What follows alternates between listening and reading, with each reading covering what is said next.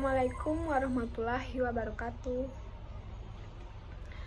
Perkenalkan, nama saya Dea Lovelinesia, NIM 22234063, berasal dari Prodi Perpustakaan dan Ilmu Informasi. Di sini saya akan menyelesaikan ujian akhir semester mata kuliah Ilmu Komunikasi. Saya akan menjelaskan sedikit materi tentang model komunikasi. Yang pertama yaitu pengertian. Komunikasi merupakan suatu hal yang tidak dapat dihindari oleh setiap manusia. Sebagai makhluk sosial, manusia dikodratkan untuk hidup bermasyarakat dan berinteraksi dengan manusia lainnya dengan komunikasi. Mempelajari komunikasi berarti meningkatkan kemampuan berkomunikasi melalui berbicara, menulis, dan lain sebagainya.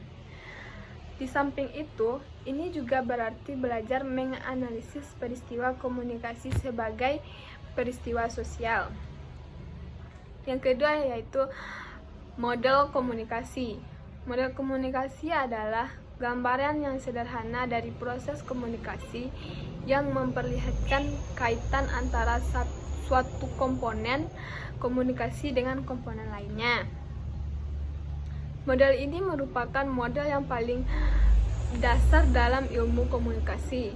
Model ini menunjukkan komunikasi sebagai sebuah proses aksi-reaksi. Model komunikasi juga memiliki jenis, antara lain. Dari pendapat para ahli dapat ditarik garis lurus bahwa jenis model komunikasi digolongkan menjadi 3.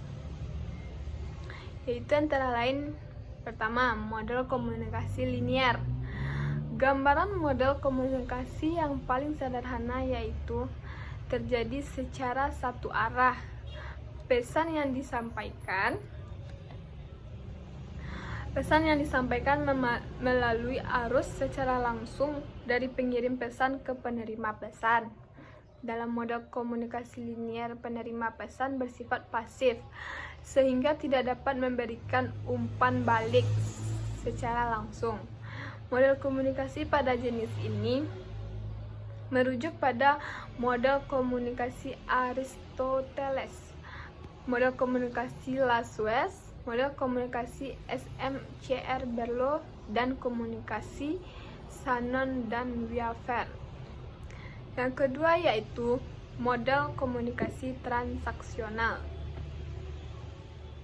Model komunikasi yang mementingkan peran dari pengirim pesan dan penerima pesan yang berlangsung secara dua arah. Model komunikasi transaksional erat kaitannya dengan situasi sosial, situasi hubungan, dan situasi budaya. Komunikasi transaksional menggambarkan peran antara pengirim dan penerima pesan saling berhubungan sehingga tidak terjadi pertukaran informasi.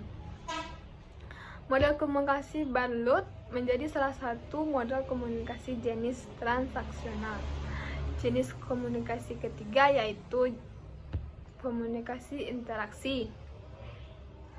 Seperti model komunikasi transaksional, model komunikasi interaksi juga berlangsung secara dua arah. Umumnya, model komunikasi ini berlangsung pada media baru, di mana pengirim dan penerima pesan dapat saling memberikan umpan balik secara langsung. Model komunikasi interaksi merujuk pada model komunikasi Osgood dan Scrum. Para ahli menggambarkan berbagai model komunikasi sebagai upaya dalam menjelaskan proses komunikasi yang berlangsung, faktor-faktor yang mempengaruhi, serta aktivitas komunikasi. Model komunikasi juga mempunyai fungsi, antara lain. Pertama yaitu fungsi mengorganisasikan. Artinya, model membantu kita mengorganisasikan sesuatu hal dengan cara urutkan, serta mengaitkan satu bagian atau sistem dengan sistem lainnya, sehingga kita memperoleh gambaran yang menyeluruh atau tidak sepotong-potong. Aspek lainnya dari fungsi pertama ini adalah bahwa Model memberikan gambar umum tentang suatu hal dalam kondisi-kondisi tertentu.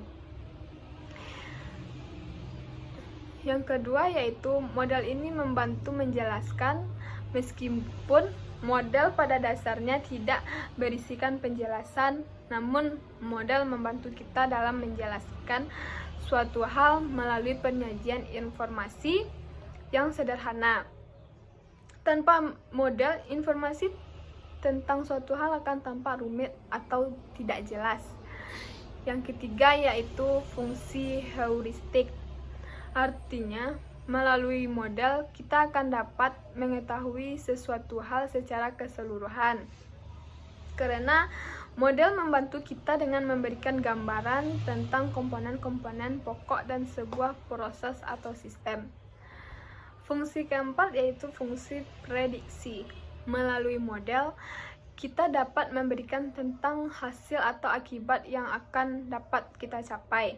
Oleh karena itu, dalam dunia ilmiah model ini sangat penting karena dapat dipergunakan sebagai dasar bagi peneliti dalam merumuskan hipotesis, yakni pertanyaan-pertanyaan yang berisikan penjelasan mengenai kemungkinan adanya hubungan sebab-sebab antara suatu faktor dan faktor lainnya. Itulah sedikit penjelasan materi tentang model komunikasi dari saya. Saya ucapkan terima kasih. Assalamualaikum warahmatullahi wabarakatuh.